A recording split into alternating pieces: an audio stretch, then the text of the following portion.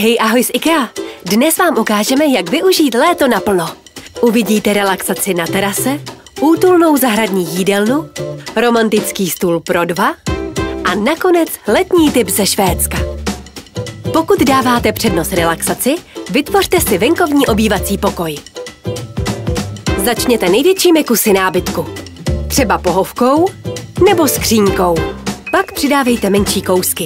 Rostliny můžete umístit do samostatných květináčů nebo na stojany, takže je budete mít pěkně na očích. Do různých výšek dostanou rostliny i dřevěné truhlíky. Jestli nemáte čas zalévat každý den, zvolte středomořské suchomilné druhy. Do skřínky můžete ukládat zahradnické potřeby. Venkovní koberec ochrání bosé nohy před chladnou i rozpálenou betonovou dlažbou. Stolek s podnosem poslouží k odkládání nápojů nebo rozečtené knihy. Na podnose pak všechno snadno odnesete. Atmosféru dotvoří osvětlovací řetězy.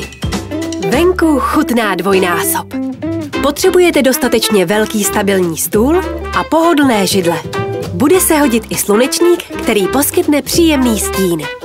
Venkovní jídelnu doplní skřínky, ve kterých budete mít po ruce nádobí a další doplňky. Poslouží i jako prostor k servírování nebo odkládání použitého nádobí. Hravé dekorace a osvětlení promění každé vaše jídlo v malou slavnost.